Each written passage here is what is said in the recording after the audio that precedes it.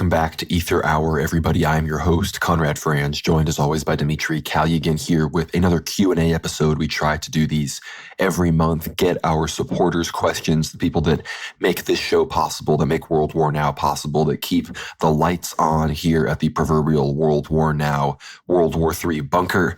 And today we have some fantastic questions from our wonderful supporters. Of course, those of you that are not supporters can become ones at the World War Now Substack, worldwarnow.co. Obviously, that's all going to be linked below on whatever platform you happen to be listening to this on. And you can just get behind that paywall and you will, on a monthly basis, get those World War Now Q&A threads in your Substack inbox and be able to ask us any questions you want. And, without further ado, we want to dive right into those. This is our first Q&A of 2025. So we've got a few Happy New Year's wishes here from the viewers as well. But Dmitry, how are you doing? Are you ready to answer some questions from the viewers here? Absolutely. Doing great, Conrad. It's good to be here. So question 1, starting off a bit heavy from Scott. And I read, St. Gregory Nazianzus suggests the devil failed to grasp the incarnation at the time of Christ's ministry. Now that the devil knows, but in further delusion still, might his attempts to drag humanity to hell be more than simple petty spite, rather an attempt to reverse the flow of divinity backwards through the hypostatic union by attacking the church and inverting holy rituals and sacraments, or through transhumanism or tinkering with physics? For example, Dan chapter 7, verse 25. And so believes he can still overthrow God. The question may be too impious, my apologies. I don't think it's impious, technically speaking. I think it's a very heavy question, and naturally, given all we see around us today in the 21st century, especially the tinkering with really the basics of human existence, I think it really needs to be asked, especially about what should we as Orthodox Christians do, how should we react to these things, and how should we judge and discern these particular phenomenon. I believe you will agree with me, Conrad. No, totally. The question isn't impious or anything. I just think, obviously it's a good question for your priest. I think even this specific question might be something you could go to a monastery near you and ask one of the fathers or the Yerunda there. I know you referenced Daniel 7:25, which is, of course, and he shall speak great words against the Most High and shall wear out the saints of the Most High and think to change times and laws, and they shall be given into his hand until a time and times in the dividing of time. So he's obviously talking about there the period when iniquity will rule over the earth, and it might even seem, the scriptures talk about that, it will even seem like the elect, will still be deceived, right? And so we understand that there is, of course, great power of this world that the devil has, and, he was able to at least dare to tempt Christ in the desert, of course, being the prince of the powers of the air and of the world, which we believe is, everything in the aerial realm above us, below the firmament. And we've talked about Metropolitan Neophytos a lot on this show. I'm not going to give you necessarily any of my thoughts on this, but he has a fantastic video about why the demons and the devil hate the Theotokos so much. And I think people can find that if they just search some of those keywords into YouTube. And he talks about how the devil and the demons hate the Mother of God so much because she, of course, gave Christ a body and, was the human nature that the incarnation, adopted and that Christ took on.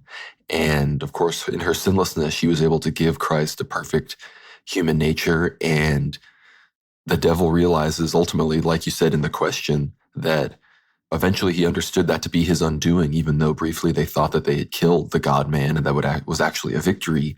Ultimately, they realized that the miracle of the incarnation and the resurrection the whole time had been their undoing. And even Judas, they all fell right into the trap. And unfortunately, maybe we'll do, I've received from some monastics a full, the traditional account of the life of Judas that is, the tradition outside of the scriptures. And it's very interesting. Maybe we'll talk about that. But, as far as transhumanism and these things go, you can think about it as, an inverted and reverse of, the incarnation. They're trying to create all these entities. And of course, we know that demons can possess people in that way. They can sort of incarnate and physically act out their will in meat space, as it were. Obviously, we see the demoniacs and those possessed in the scriptures. They'll try to throw a human in the fire, in many ways, kind of at a basic grug brain level, defacing the image of God, get people to hurt themselves, get people to maim themselves, get people to commit sins, these sorts of things. But then, at a macro level, at a civilizational level, we see people like Elon Musk and others. You can listen to our Aether Hour with Anthony, we talk a lot about that. People want to upload their brains. And I've said this on the show in the past, and I'll say it again, that if somebody in the future ever comes into my house, friend, non-friend, acquaintance, maybe I don't know them, from anything, and if they pull out some computer or some screen and say, this is my grandpa. Grandpa has uploaded consciousness. He's with us forever. I will take that device and immediately destroy it. No questions asked, because that's not your grandpa. That's something else. And I think getting people to create these realities where they think that somebody is existing in this sort of uploaded realm, in this digital realm, that's going to create a lot of dangerous precedent for demons to do the thing that you're sort of asking about here. And obviously, the devil in some capacity, I don't know if he believes he can overthrow God entirely, but he certainly believes that he can pull as many of us, those made in his image, the image of God that is, down with him. So again, be sure to ask any priests, bishops, monastics, these sorts of questions. I am literally just a guy with a podcast. But I appreciate the question, Scott.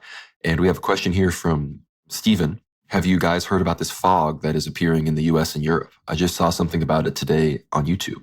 Could be nothing, but I wouldn't put anything past the US government and the powers behind them at this point.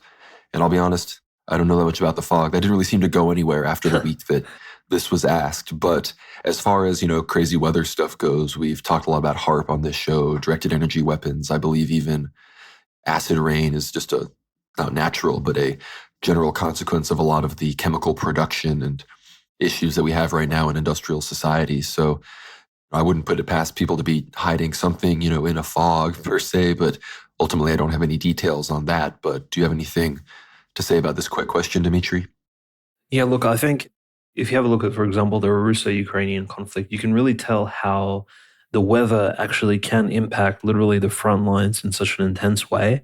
And so there is, when I first saw the fog in these various places in America, I really at first thought, could it potentially be like a HARP weapon test, for example, similar to what we saw potentially during the 2023 Turkey-Syria earthquake, right, which essentially affected a lot of southern Turkey, completely decimated entire Syrian communities, including, of course, the Idlib province where HTS and some of the other terrorists were stationed at the time. But many have thought that perhaps this was a test of an earthquake-causing device or some sort of technology that maybe the US government or some other government in the world was simply trying to implement on this, third, second world, very poor region of the world. So quite a cruel way to sort of go about it. But potentially, yes, I think the fog, could be also due to pollution, generally speaking. And this, again, pollution, localized acid rains, we see them all the time in India, Pakistan. These things are quite horrible. They're not, you shouldn't sort of neglect them and say these aren't impactful sort of events. They are, especially for the local population. And this generally comes from the hyper materialistic consumerism, the hypercapitalization of the modern world, which again, is generally occurring due to the fact that humanity has abandoned Christian ethics and principles, especially in some of these places which never really had them in the first place, right? Just like India, many places in the Muslim world, again, places which have very deep-rooted pagan philosophies and religions, they're still yet to find Christ and yet to find some way in which they can properly interact with the world around them without destroying and harming their fellow neighbors. So it's a very consumeristic, very sort of pagan approach to reality. And I think that's sort of the golden calf type ideology can, in fact, bring about literally fog, weird environmental changes and, acid rain, things like this. So I think generally we should be wary of exactly what takes place in sort of the skies above us and what we see generally out. And it's just part of, I suppose, being discernful, being aware and being sort of sober-minded, is that unfortunately we live in a world where dangers are not entirely alleviated, especially unexpected sort of seemingly semi-extraterrestrial sort of things that can take place to us. They're not really sort of alien related, but they're very much of our human doing, and we still should be aware of them. So, Stephen, really good question. I think generally speaking, if we see anything like this in the future, we won't be surprised and we'll make sure to assess it accordingly. So great question. Yeah, we actually have a similar question here from Nicholas, which is not exactly similar, but similar to the themes we just touched on. Are you aware of any Orthodox writings on environmentalism, land stewardship, or the traditional relationships between man and land? I've read a bit from authors like Kentucky agrarian Wendell Berry, English philosopher the late Sir Roger Scruton, and the Australian Charles Massey. Some of these authors are Christian, some not, but none Orthodox. I'm aware that there are many saints who lived in harmony with nature, such as St. Kevin of Ireland, but I'm unfamiliar with any specific works on the subject by saints or others past or contemporary. Thank you. And this is a good question, like we just said. We do believe that environmental stewardship is obviously very important. And, having gone to Mount Athos, I can assure you that at a very, both basic and complex levels, the monks do not want to industrialize the peninsula. They don't want nature to be pushed back more than it already has. There are even prophecies about how there are, wild pigs and, some say maybe the occasional wolf, but most of the large animals that were ever there have obviously been totally hunted or pushed back, or all these sorts of things that cause animals and nature to retreat. And there's prophecies that, when the Iveron icon and the earthquakes, leave and are about to sink Mount Athos into the sea, that these winged dragon creatures and wolves and animals will come and descend upon the monasteries and these sorts of things. So, nature sort of reclaiming itself is a big part of the cycles of society and civilization in the world. And as far as any actual writings, I know obviously we have people like St. Seraphim of Sarov and St. Paisios himself, who obviously he had his frog friends and these other animals that, would answer to him. St. Joseph the Hesychast and others would have these sorts of relationships with the animals. And St. Joseph, for example, wouldn't even smack the flies and kill the flies that were eating his food, or even feeding on the rot on the wounds of his back, because he's like, they're creatures of God as well. Why shouldn't they eat and live like me, right? So we know this in the ascetic world, but as far as actual writings on how civilization should treat this, I think Wendell Berry and Roger Scruton, they have a lot of good things to say about all of this. And Dmitry might be more aware of perhaps some people in the Russian body of work that have discussed this. I'm trying to think of anyone in the Greek that has. I know Father Seraphim Rose, I think you read Orthodoxy and the Religion of the Future and the Orthodox Survival Course. I think he also, while he's against, I think, some of the radical environmentalism, he very much isn't on some kind of what you might call pro-development side of things. So I think if you did some digging, you'd be able to find things that even we didn't touch on here, certainly. No, absolutely. I think, look, environmental sort of stewardship, caring for the ecology, flora, fauna, very important. And unfortunately, over the last more than 100 years now, where most of the environmental damage has actually come from. Yes, overhunting and pushing back nature has existed prior to, say, the 1900s. However, most of the damage to the world has really been done recently in terms of the last 100 years, literally after the Russian Revolution, the ritual murder of Tsar Nicholas II. I think it's not an unrelated subject, because essentially what you had was an essentially foreign regime to God take power over a large portion of Eurasia. And so the Russian understanding of sort of ecological protectorate has been greatly damaged, especially the Russian Orthodox position on it simply hasn't had the freedom or even the liberty or the time to sort of develop a true approach to exactly how to understand nature. How do we address pollution, for example? Because we do know a lot of these Russian gas and oil pipeline origin points around Siberia, central Russia. We hear all these pollution stories every now and then you realize that the entire local town has been run by one particular Jewish CEO or Jewish oligarch, and these people essentially earn salary more than literally all the residents of the town combined somewhere in Siberia. They're literally like the lords and masters of that particular regional township. And so the local residents can't even write to the Russian authorities, or they can, but their requests will be ignored about local pollution, streamways, waterways being completely polluted. You hear all these stories from Russia very, very often, and it just isn't addressed because, again, the hold of Zog is just that powerful in terms of the Russian Federation. So I would say this is a very poignant and precise issue which will be addressed in the future. It's not something that already has an answer. I think it's more of exactly what will an Orthodox Council say about this in the future. I think it's that important, especially given modern realities of, not addressing exactly how humans have abused the world around them. For example, and I'm not trying to be like a Greenpeace sort of weirdo activist here, but you do have disasters like the Chernobyl disaster, which could have been an intentional sort of accident by the local people living there. The so-called Talmudic specialists, I'm not too sure. There's all kinds of conspiracies about what took place in the 1980s in that particular region of the world, a very specific town, and Pripyat, etc., and all the pollution there. I think Generally speaking, unfortunately, because Orthodox Christians have been on the back foot for the last century, and only now we're seeing a very intense emergence, there's a lot of issues which we simply, and some of our saints simply haven't written about or discussed in depth. And so there's actually a lot of ice breaking, a lot of trailblazing that we have sort of to make up for, which is quite exciting and I think pretty cool.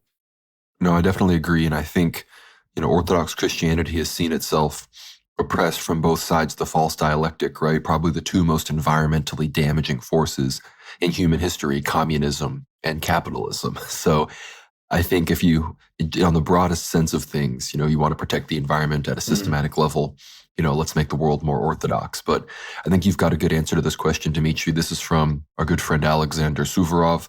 He says, love your episode on the Union of Brest. Can you talk about the Union of Vilnius in 1839? We have a feast day for it, but not much is available in English. Yeah, so essentially the Union of Vilnius, or shall I say, it's essentially the opposite of a union because it's a reunion of Uniate Roman Catholics. So those who've essentially Orthodox Christians who have at some point joined the Roman Catholic Church of the Eastern Rite in the 1500s. Of course, we spoke about the Union of Brest of 1596. We have a special Aether Hour episode dedicated to that, one of the early episodes. I recommend everybody go and listen to that because it's a really good sort of history lesson about how the roots of Ukrainianism even came about. Notice the sort of history of Ukraine is very deeply tied to this issue of essentially national and ethnic division according to religious lines. And this is when you read the Russian chronicles, especially historical writings from the 1400s, 1300s, and onwards, even up to, say, the almost 1900s, right? Right up to the revolution.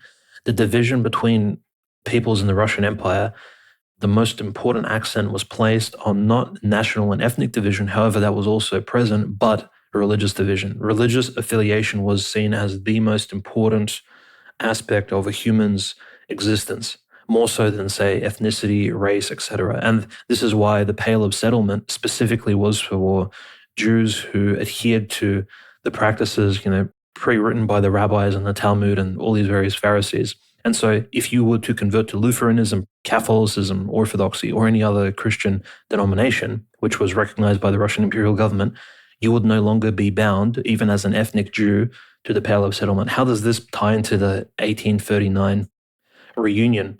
Essentially, what you had, in just quite some summary, there's a good Orthodox, or he was a Uniate Metropolitan, actually, so a bishop in Western Ukraine. His name was Metropolitan Joseph Semashko.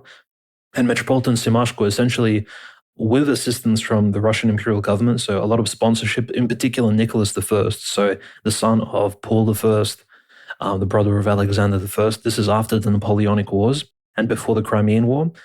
Nicholas I, during this great time of peace, tried to organize a reunion, bringing all these Uniates and Roman Catholics who at one point, who were literally ethnically Russian, but at some point in the 1500s, as you said, were coerced and pressured, especially through economic pressure, as we discussed in our Aether Hour episode on the Union of Brest, to join the Roman Catholic Church at some point.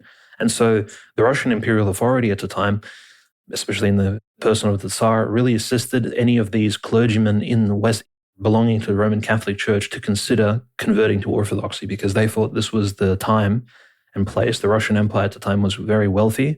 It was a relatively peaceful time in Europe. And so it was a good chance for Russian Orthodoxy to correct this historical error which took place, almost 300 years ago at that time. So in some ways, it's almost like you can see the complete continuation between the Rurikids and the Romanovs, the two dynasties which ruled Russia, in that they saw the same historical Russian issues, the religious, essentially spiritual battle against Roman Catholic incursion into Orthodox Christian lands in the East, as something that needed to be resolved. It's almost like a civilizational challenge. And so you had this Metropolitan Joseph Semashko convert a huge community, tens of thousands of people, to Orthodoxy. And he himself became the Orthodox Metropolitan of Vilnius in Lithuania in the 1850s as well. But in 1839, essentially, this big conversion of Roman Catholic Uniates of the Eastern Rite to Eastern Orthodoxy, to the Russian Orthodox Church took place. And this was done in Vilnius as an official sort of settlement, a mass conversion. It's rare that we see these sort of massive conversions take place in Orthodox history, very We can probably count like 10 events like this in the last 2,000 years, perhaps. And it was such a joyous occasion with such minimal violence, coercion, or anything of this sort that even medals were released across the Russian Empire. And the medals, for example, stated it had like an icon of Christ on it, and it said, separated by violence, 1596, reunited by love, 1839. So it's correct that you say there is a feast day, especially in the Russian Orthodox Church. It is literally a feast of, a reunion, essentially Russian people reuniting.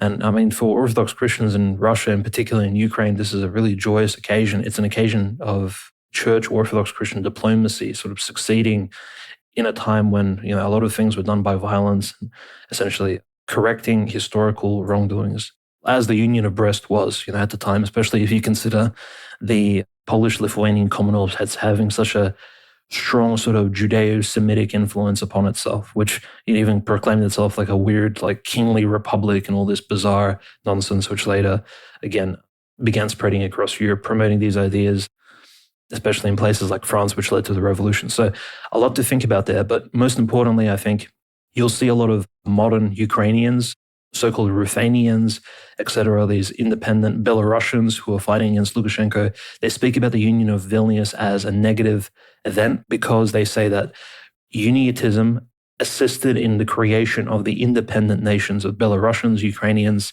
Ruthenians, and separating them from Russia. So they literally see apostasy as the ethnogenesis of their independent ethnicities, which, if you can imagine, a nation born out of sin. I mean, this is worse than the Romulus and Remus legend from ancient Rome when you had one brother kill another and the founding of the city, right? This is like a lot worse than that. You have an entire population converting to a heretical religion that has invaded your lands in Western Ukraine. And apparently modern Ukrainian theory crafters and historians are like, well, this is something we need to be proud of because this is how Ukrainian independence came about. It's like, well, maybe this really isn't the event we should be focusing on. Maybe let's focus on more positive events such as the 1839 reunion, when Orthodoxy, has united a prior sort of disparate and separated people. So really great question. Thank you, Alexander, for asking that, especially, outside of Russia, people who don't know maybe 19th century history, this isn't really an event of much consideration, but it is an example of how an entire mass of people under the leaderships of their own respective clergy, in this case Roman Catholic clergy, can in fact convert to Orthodoxy successfully and integrate themselves into the Eastern Orthodox Church. So a really great sort of historical success story. Now that was a great historical rundown. I just learned a lot myself. Can't say that I knew too much about the Union of Vilnius either. So thank you for the good question, Alexander. And we got a question from Stephen here. And he said, hey guys, check this out. This could be the biggest story of a really long time. And he linked us to a clip from the Sean Ryan show about the Trump Tower bombing, where he had some, I guess, military contractor guy on, and he talked about how he'd supposedly gotten a message or an email from the Trump Tower Cybertruck bombing guy, and the guy supposedly told him he had a car bomb, and that's why the intelligence agencies who were watching him hadn't moved on him yet. And the whole thing was weird. And then bunch of stuff came out that supposedly the guy on the show had faked those emails, but yet I haven't seen any arrests come from that at all. So again, I don't exactly have a take or know 100% what to think. However, we seem to have already kind of forgotten about that whole weird Trump Tower bombing situation. It, coincided with the big terrorist attack in New Orleans, which I think both of these have major intelligence connections because the other one, had ISIS Khorasan connections, which is, retarded. And, the Sean Ryan clip, I think in many ways, this almost leads us into a bigger discussion of the Sean Ryan show as an entity and what a lot of these military, masculine almost, a lot of times there's a fighting component and stuff, this sort of intelligence, military access, talk show type of things. I think these are obviously, these are just like disclosure vectors for the military intelligence and for the intelligence agencies and the Navy and these groups that obviously want to see narratives and get ahead of things. So I'm not saying this was a bad question or anything, but, take most of that kind of content with a grain of salt because, look, it's on YouTube. These are like military contractors and former officers and whatnot that are talking. These people are always going to be acting in some capacity, I think, on behalf of the regime. But do you have any thoughts on this, Dmitry? Yeah, I was actually in the X Twitter space when Sean Ryan, as well as the guest who was in that clip you mentioned, Stephen, where he appeared in the X space and he essentially explained the story again in his own words, why he received these emails, exactly what they said. And the emails were very detailed. I find it very bizarre because, in many jobs, right, in many office jobs, if you work there, government departments or very serious sort of private corporations, you do receive a lot of bizarre messages and emails, right, to your particular business company or government public department at times, like where people simply write a bunch of gibberish, right? And it's hard to discern what is essentially scam, what is a scam, what is spam, and what is like just somebody's troll attempt. And we get many messages, not necessarily on Substack from our subscribers. It's actually very high quality, but on Twitter X, which is why I reduced my Twitter X DMs to like verified only, is because I was getting these long essays which were completely incoherent, and I couldn't really discern whether or not I should engage with said person about a particular thing. So I do find the story somewhat convincing in that the man comes forward and he's like, wow, I received this crazy email from somebody who later ended up essentially detonating a car bomb. And it's entirely possible that there are actually people out there with either MK Ultra induced or literal mental illnesses who, before they commit a certain act, they do write random emails and messages to people. So at first I did have like a conspiratorial take, but I also have another particular position where potentially this could have just been a mentally unwell person who watched the Sean Ryan show, which is interesting. So he was very deep in that military industrial complex type thinking, and potentially he could have literally written that email to a member of the show, this particular man related to Sean Ryan, just before committing the act. And the email was, of course, like a big disclosure of secrets. And it's very bizarre. Again, it's interesting that this story has been sidelined. I'm not sure if we'll hear any more about it because, again, it's been almost a month since these events took place. But yeah, generally very mysterious. I agree with Conrad. I would say anything related to US military or promoting the sort of military-industrial complex type system, I think we should be very wary of. And again, any three-letter agencies in the US in particular we should be very careful around these sort of things. And not just the US, I think in Russia as well, like organizations like the FSB, there's a lot of very questionable things that take place and are committed by these particular government agencies. A lot of them have ties to sort of post-World War II or even pre-World War II, very questionable origins, unfortunately. So a lot of these agencies, I think we can almost have an entire show with like an expert about the FBI, CIA, what they do, Homeland Security, exactly what kind of grievances they have against regular citizens and how they attack us, including mentally or sort of psychologically damaging people like this particular person who blew up the car bomb, Matt Leivelsberger. So generally a very bizarre story. So I'm wondering if we'll hear any more about it in 2025.